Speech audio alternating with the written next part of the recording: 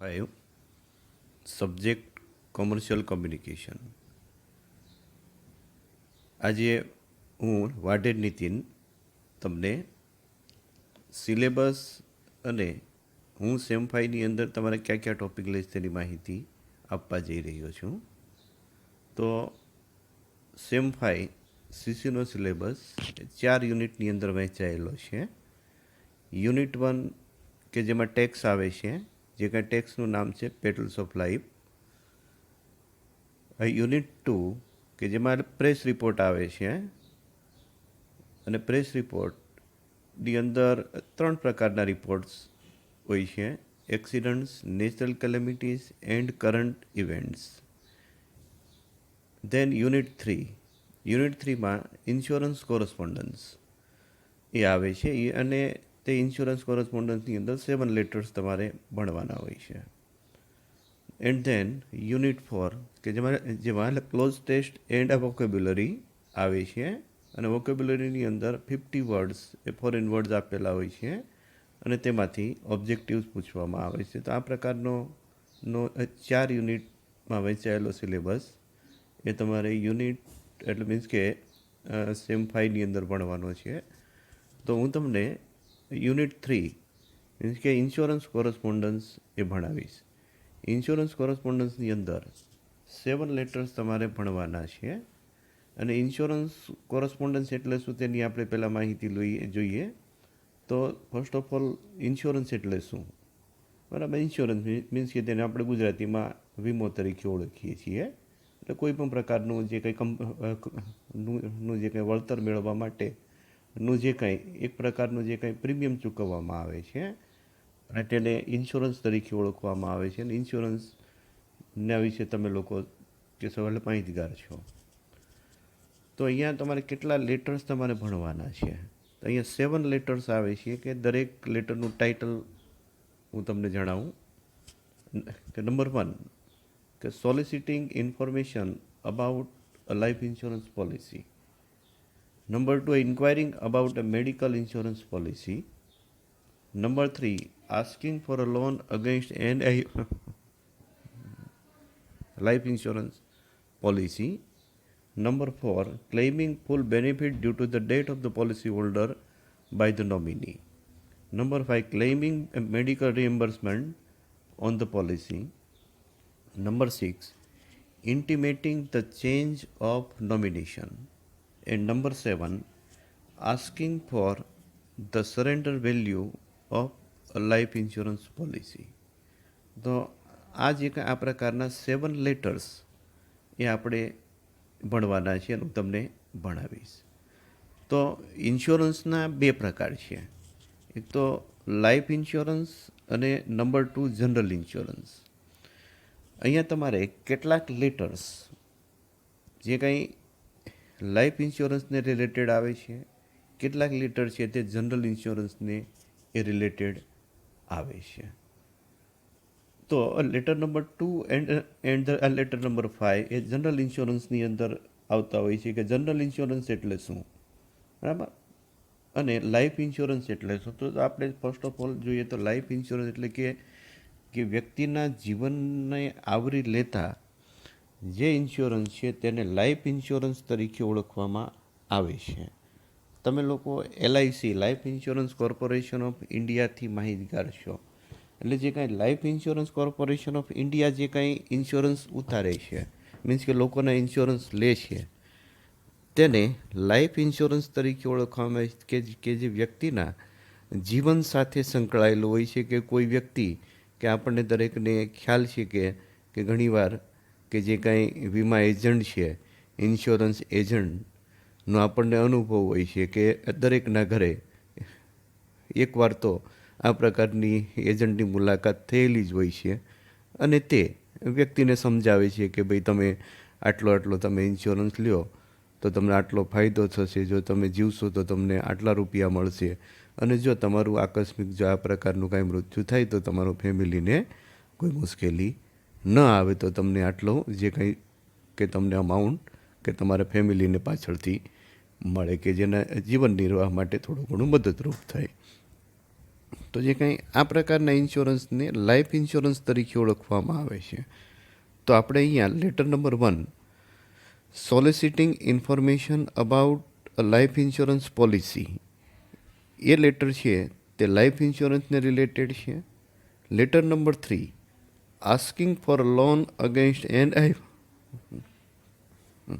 કે જે કાંઈ વ્યક્તિની જે કાંઈ ચાલુ લાઈફ ઇન્સ્યોરન્સ પોલિસી હોય કે તેના અગેન્સ્ટમાં existing life insurance policy means કે તેના બદલામાં કે ઇન્સ્યોરન્સ પોલિસી લોન પણ આપતી હોય છે અને કે તેને રિલેટેડ લેટર છે. Number 4 claiming full benefits due to the death of the policy holder by the nominee, આ લેટર પણ લાઈફ ઇન્સ્યોરન્સને રિલેટેડ છે. Claiming medical reimbursement on the policy, એ જે કાંઈ જનરલ ઇન્સ્યોરન્સને રિલેટેડ છે.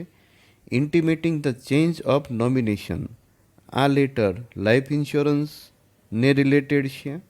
And the letter number 7 asking for the surrender value of life insurance policy, આ પણ લાઈફ ઇન્સ્યોરન્સને રિલેટેડ છે. તો અહીંયા 2 લેટર જનરલ ઇન્સ્યોરન્સને રિલેટેડ છે. Inquiring about a medical insurance policy, એટલે કે મેડિકલ ઇન્સ્યોરન્સ પોલિસી કે આપણે કે તમે લોકો માહિતગાર છો કે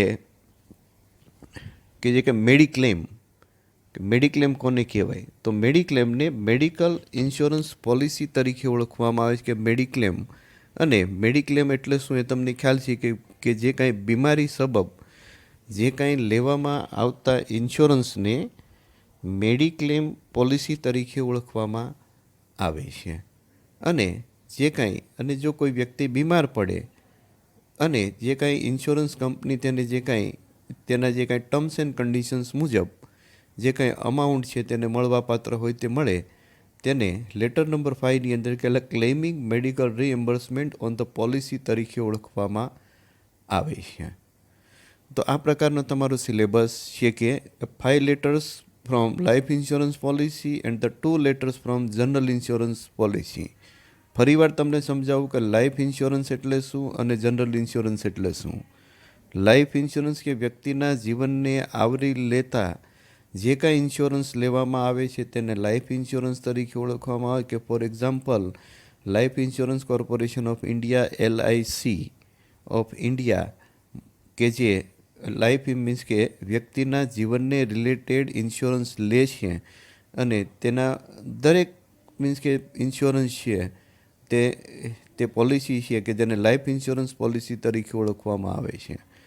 અને એ સિવાય ઘણી બધી ઇન્સ્યોરન્સ કંપનીઓ છે કે ફોર એક્ઝામ્પલ કે ન્યૂ ઇન્ડિયા ઇન્સ્યોરન્સ કંપની કે જે કાંઈ રિલાયન્સ ઇન્સ્યોરન્સ કંપની કે બજાજ કે જે કાંઈ પોલિસી લે છે કે જે કાંઈ જનરલ ઇન્સ્યોરન્સને રિલેટેડ કે તમને લોકોને ખ્યાલ કે ફાયર ઇન્સ્યોરન્સ છે કે થેફ્ટ ઇન્સ્યોરન્સ છે કે જે કાંઈ અર્થક્વેકને રિલેટેડ જે કાંઈ આપણને ખ્યાલ છે કે વ્હીકલ આપણી દરેક પાસે હોઈએ છીએ કે વ્હીકલનો આપણે ઇન્સ્યોરન્સ લઈએ છીએ, તો એ ઇન્સ્યોરન્સનો સમાવેશ જનરલ ઇન્સ્યોરન્સની અંદર થાય છે.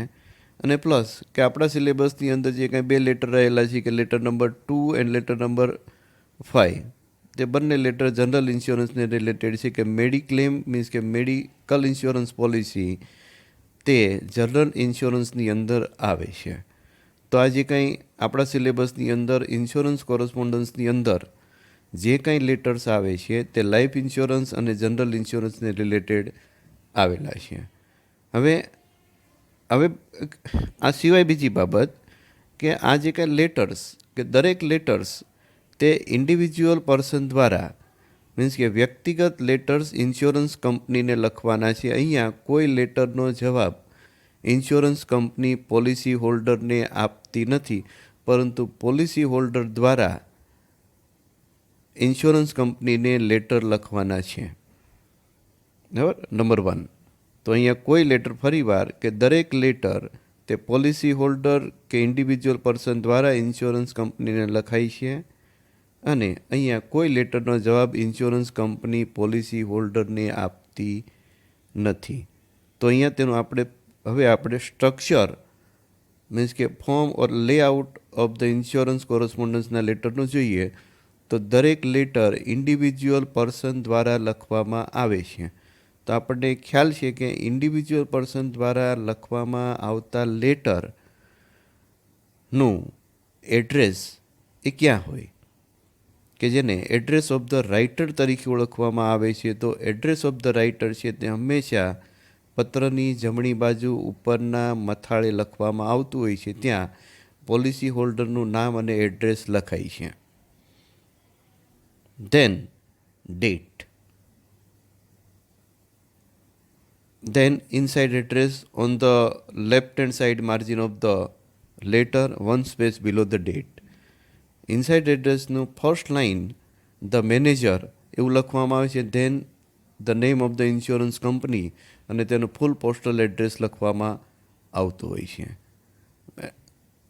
હવે ઇનસાઇડ એડ્રેસ લખ્યા પછી આપણે સેલ્યુટેશન, સંબોધન કે ડિયર સર, સર કે મેડમ કે ડિયર મેડમ, આ પ્રકારના સંબોધનનો આપણે ઇન્ફોર્મલ સેલ્યુટેશનનો ઉપયોગ કરીએ છીએ તે. ધેન સબ્જેક્ટ મીન્સ કે આપણે જે કંઈ 7 લેટર્સમાંથી જે પ્રકારનો લેટર્સ લખતા હોય અને તે પ્રકારનો સબ્જેક્ટ આપણે એ લખવાનો છે. Then body of the letter, then body of the letter લખાયા પછી આપણે જે કંઈ complimentary close on the right hand side and the signature કરીએ છીએ. તો આ પ્રકારનું જે કંઈ આપણે સેમ 1થી કે સેમ 2થી જે કાંઈ લેટર્સ લખતા આવ્યા છીએ અને એ જ પ્રકારનું ફોર્મેટની અંદર આપણે ઇન્સ્યોરન્સ કોરસ્પોન્ડન્સનું નો લેટર આપણે લખવાનો છે.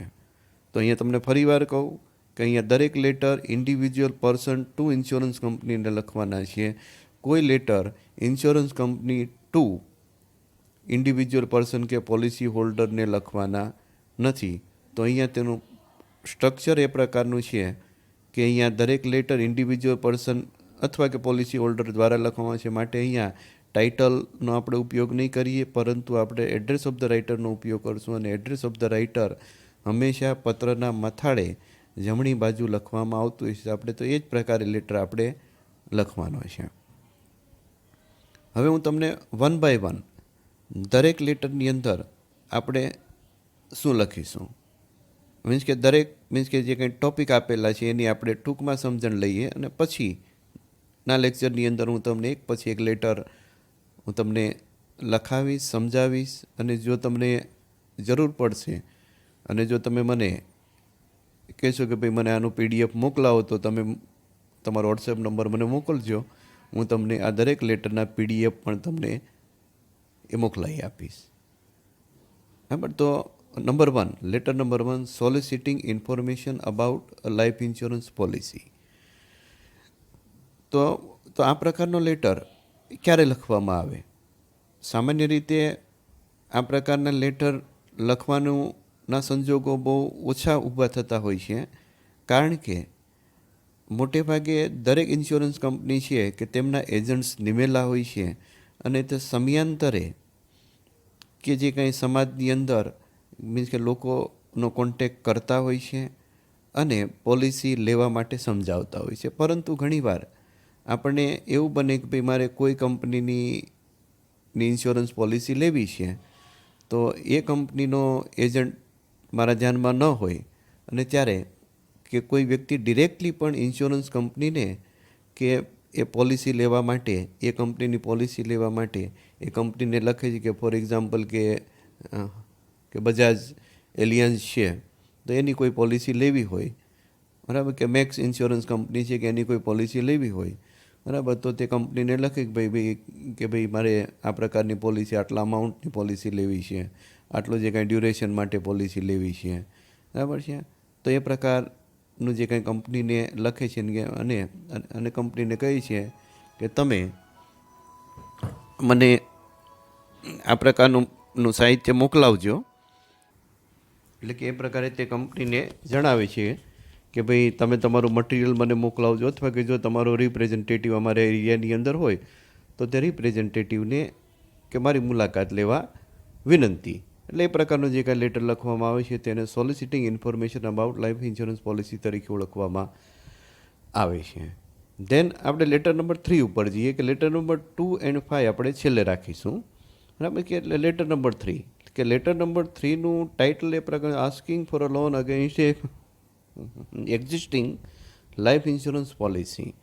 કે ઇન્સ્યોરન્સ પોલિસી છે, મીન્સ કે ઇન્સ્યોરન્સ કંપની છે તે પોલિસી હોલ્ડરને ને તેની ભરેલી અમાઉન્ટ, મીન્સ કે જેમણે જે કાંઈ પ્રીમિયમ્સ પે કર્યા હોય બરાબર, તેના અગેન્સ્ટમાં તેને એક પ્રકારની લોનની ફેસિલિટી પણ પૂરી પાડે છે, કે જેને મોટે ભાગે કે 80-90%નું મીન્સ કે ભરેલા પ્રીમિયમનું જે કાંઈ લોન તરીકે તે ઇન્સ્યોરન્સ કંપની તેને આપતી હોય છે. તેની જે કાંઈ ટર્મ્સ એન્ડ કન્ડિશન્સ હોય છે, કે ફોર એક્ઝામ્પલ કે કોઈ વ્યક્તિને કોઈ મકાન લેવા માટે જરૂર પડી, કે કોઈ બીજા કારણસર, કે કોઈ બિઝનેસ માટે, કે જે પોલિસી હોલ્ડર કોઈ બિઝનેસ કરતો હોય ને તે બિઝનેસના એક્સપાન્શન માટે કે તેમને નાણાંની જરૂર પડે અને તે એવું ઈચ્છે કે મારે માર્કેટમાંથી રૂપિયા લેવા નથી, પરંતુ હું આ એક પોલિસી ધરાવું છું અને તે પોલિસીના મેં કંઈ સપોઝ કે 2 લાખ રૂપિયા ભરેલા છે, તો એ 2 લાખ રૂપિયામાંથી મને મેક્સિમમ કેટલી ઇન્સ્યોરન્સ કંપની તે લોન આપી શકે, બરાબર.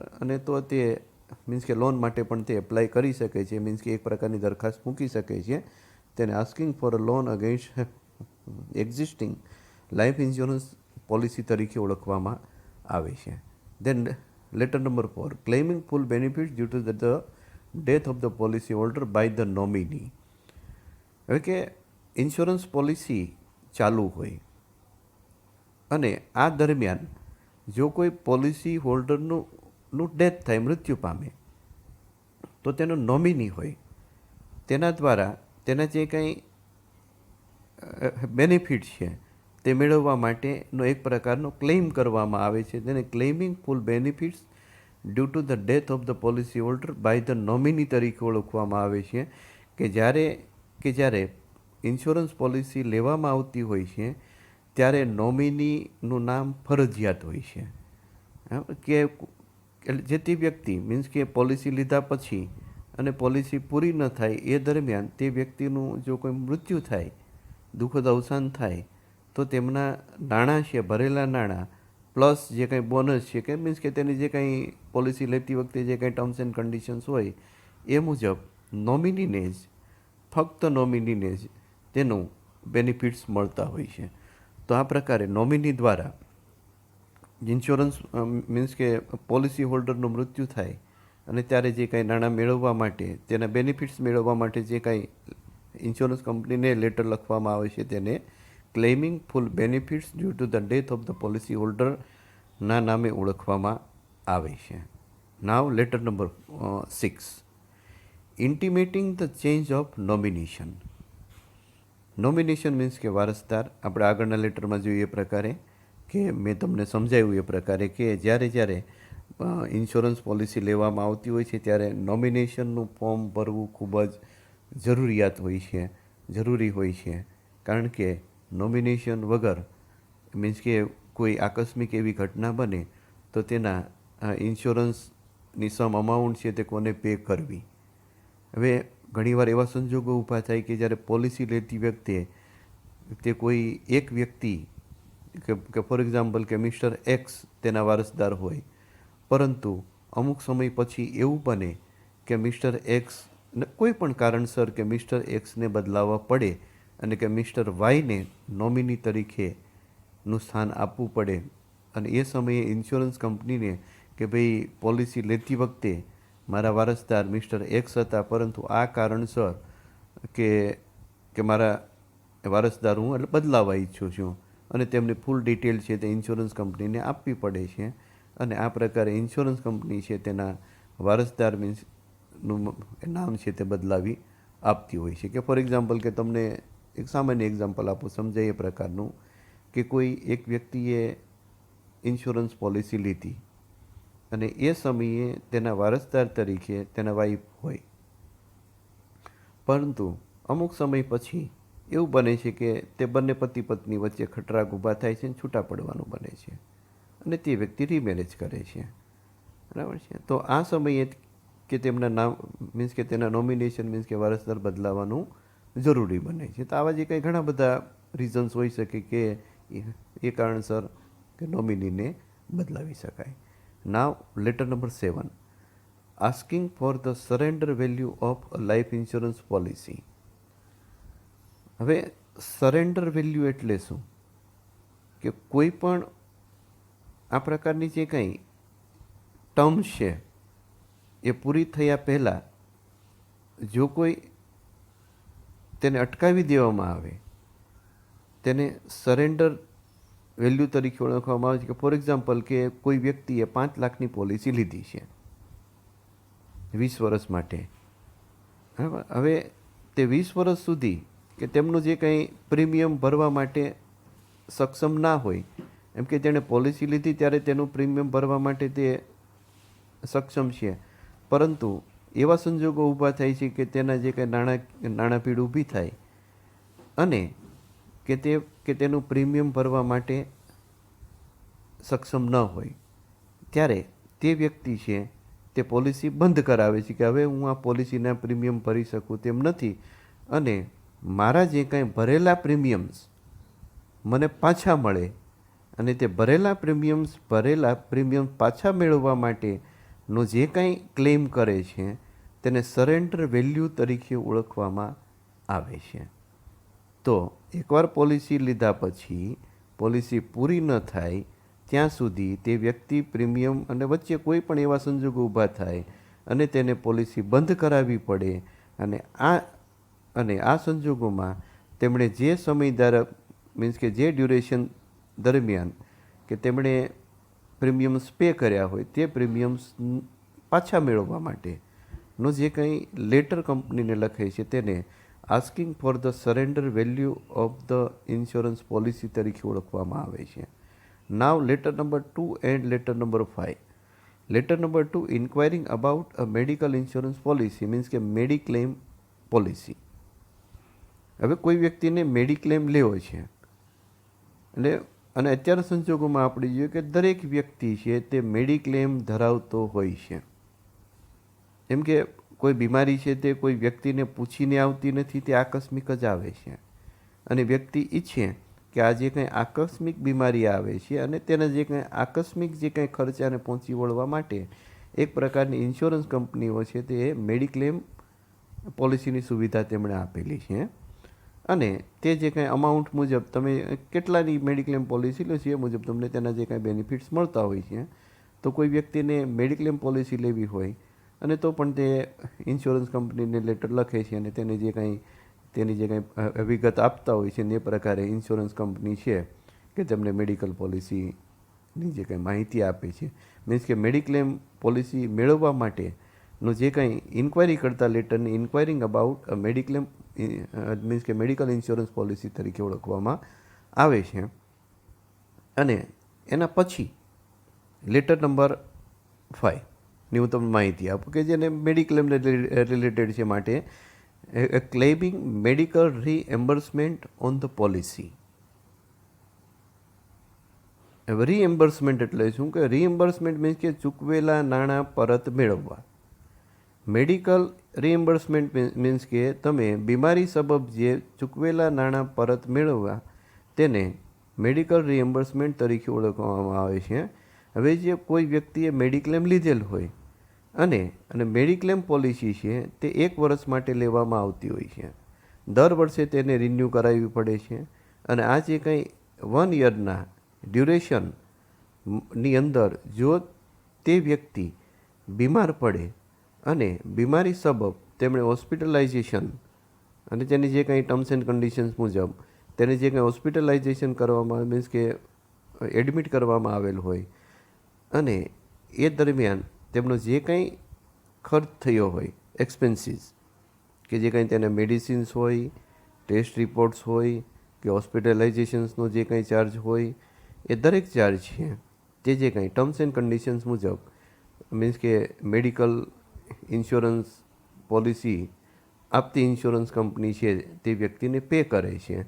અને આના માટે કે એકવાર વ્યક્તિને કે હોસ્પિટલમાંથી ડિસ્ચાર્જ આપ્યા પછી અનેક પ્રકારનું જે કંઈ ક્લેમ કરવા માટેનો જે કંઈ લેટર લખે છે કે ભાઈ મને આટલો મને આ બીમારી સબબ હોસ્પિટલાઇઝેશન થયો હતો અને તેમના કે મેડિસિન્સ છે કે ટેસ્ટ રિપોર્ટ છે કે હોસ્પિટલાઇઝેશન છે મીન્સ કે હોસ્પિટલના જે કંઈ એક્સપેન્સીસ છે મેં આટલા પે કર્યા છે તો મને કે મીન્સ કે તમારી ટર્મ્સ એન્ડ કન્ડિશન્સ મુજબ જે મળવાપાત્ર amount as early as possible તે આપવા વિનંતી મીન્સ કે તેનો ક્લેમ કરે છે તેને claiming medical reimbursement on the policy તરીકે ઓળખવામાં આવે છે. તો આપણે અહીંયા ખૂબ જ સરળ એવા 7 લેટર્સ એ તમારા સિલેબસની અંદર છે, અને એક પણ લેટર એવો નથી કે ન આવડે, અને દરેક લેટર એ તમારી ભાષાની અંદર એ લખવાનો છે કે આપણને જે પ્રકારનો અનુભવ થાય એ પ્રકારે. અને very simple and short letters અહીંયા આપેલા છે, અને એ પ્રકારે હું પણ તમને દરેક લેટર પછીના લેક્ચરની અંદર સમજાવીશ. અને જો જરૂર પડશે અને જો તમે મને કહેશો કે સર મારે આના PDF જોઈએ છે, તો મારી પાસે ટાઈપ કરેલા લેટર્સ પણ છે, તો એના જે કાંઈ PDF પણ હું તમને મોકલાવીશ. બરાબર છે કે જો તમે મને હું પણ મારો તમને વોટ્સએપ નંબર આપીશ, અને તમે જો રિક્વેસ્ટ કરશો તો હું તમને લેટર્સ પણ તમને મોકલાવીશ. બરાબર, તો આ પ્રકારના ઇન્સ્યોરન્સ કોરસ્પોન્ડન્સ તમે મારી પાસે અત્યારે ભણશો, અને જો પછી સમય રહેશે તો વોકેબ્યુલરી અને ક્લોઝ ટેસ્ટ પણ હું તમને એ કરાવીશ. હવે આપણે સેમ 5નું યુનિવર્સિટીનું પેપર કેવું હોય છે, બરાબર છે, એ આપણે જોઈએ. તો પહેલાં પેપર સ્ટાઇલ કેવી હોય છે તે એ પણ કોઈ પણ એક્ઝામ આપ્યા પહેલાં અને કોઈ પણ બાબત ભણતા પહેલાં તે ખૂબ જ જરૂરી છે કે તેની પેપર સ્ટાઇલ કેવી હોય. અને જો આપણે પેપર સ્ટાઇલ મુજબ આપણે જો અભ્યાસ કરીએ અને જો તૈયારી કરીએ તો આપણે મેક્સિમમ બેનિફિટ કે તેનો આપણે મેળવી શકીએ છીએ. તો યુનિટ તમારો સિલેબસ છે તે ફરીવાર તમને કહું કે 4 યુનિટની અંદર વહેંચાયેલો છે, અને એ પ્રકારે કે જે કાંઈ 4 ક્વેશ્ચન્સની અંદર એ પેપર સ્ટાઇલ મીન્સ કે 70 માર્ક્સનું પેપર એ પૂછવામાં આવતું. 4 ક્વેશ્ચન્સની અંદર મીન્સ કે 4 ક્વેશ્ચન, એટલે ક્વેશ્ચન નંબર 1 તે ફ્રોમ ટેક્સ પેટલ્સ ઓફ લાઈફમાંથી 17 માર્ક્સના મીન્સ કે short questions and short notes પૂછવામાં આવે છે.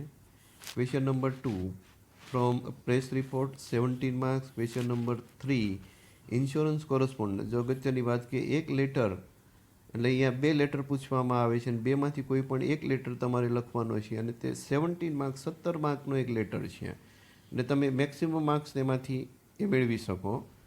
અને ક્વેશ્ચન નંબર 4 કે જે એ પણ vocabulary and the foreign words મેં તમને કહ્યું, અને ક્લોઝ ટેસ્ટને રિલેટેડ એ પૂછવામાં આવે છે. તો અહીંયા 19 માર્ક્સનું તમારે ક્વેશ્ચન નંબર 4 વોકેબ્યુલરીની અંદરથી એ પૂછાય છે. તો આ પ્રકારનું 70 માર્કનું તમારું પેપર વેરી સિમ્પલ, અને મેક્સિમમ માર્ક જો તમે તમારી તૈયારી હોય તો તમે મેક્સિમમ માર્ક્સ તમે એ મેળવી શકો. તો આ સાથે આજનું લેક્ચર તમારું અહીંયા પૂરું કરું છું. પછીના લેક્ચરની અંદર મીન્સ કે નેક્સ્ટ લેક્ચરની અંદર આપણે એક પછી એક લેટર હું તમને સમજાવીશ અને લખાવીશ. Thank you.